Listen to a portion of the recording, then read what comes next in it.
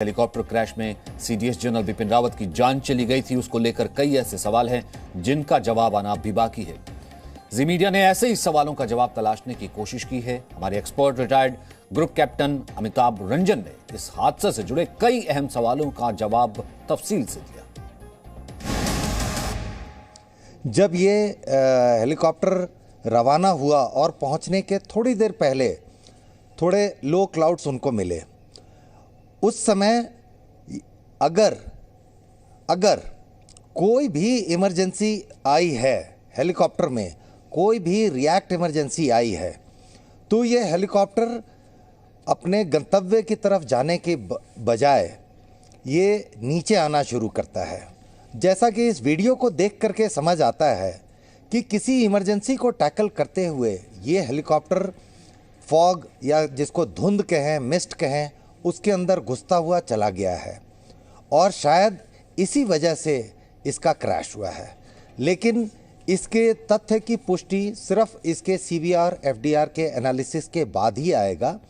फिलहाल जो दिखता है उसके हिसाब से किसी इमरजेंसी से कंबाइंड है कि ये हेलीकॉप्टर उड़ता हुआ धुंध के अंदर घुस गया है, जो कि अदरवाइज कोई भी हेलीकॉप्टर अपने आप से, अपनी मर्जी से, क्रू की मर्जी से या पायलट की मर्जी से कभी भी ऐसे धुंध में पहाड़ियों के अंदर नहीं घुसता है।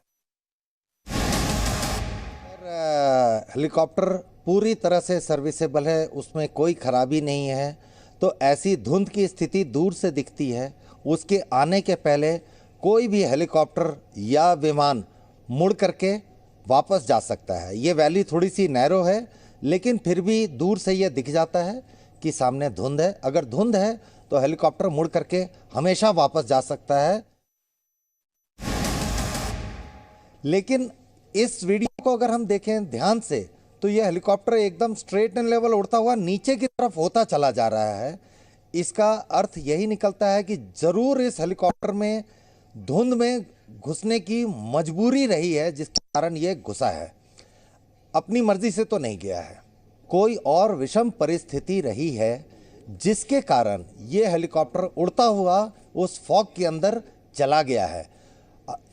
फुली सर्विसेबल एयरक्राफ्ट और क्रू कभी भी ऐसी पहाड़ियों के अंदर, फॉग के अंदर घुसते ही नहीं हैं, चाहे इसके लिए कुछ भी हो जाए।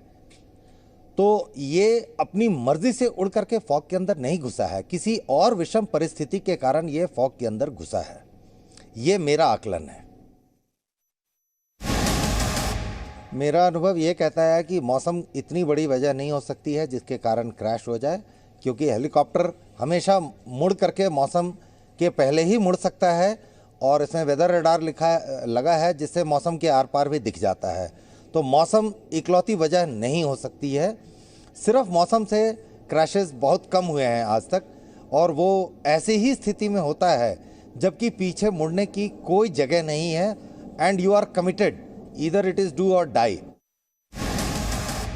डुअल इंजन, ये डुअल इंजन हमेशा एक साथ फंक्शन करते हैं। ऐसा नहीं होता है कि एक इंजन खराब हो गया दूसरा स्टार्ट होगा। दोनों इंजन हमेशा एक साथ काम करते हैं। They are in assistance of each other. और कभी भी अगर एक इंजन में कोई तकलीफ़ आती है तो इसकी फ्यूल की लाइंस, इसके सिस्टम्स ऐसे डिज़ाइन किए गए हैं कि अगर फ्यूल का कंटामिनेशन भी हो जाए तो एक इंजन अगर बंद हो गया है तो दूसरा इंजन उसी समय बंद नहीं होगा।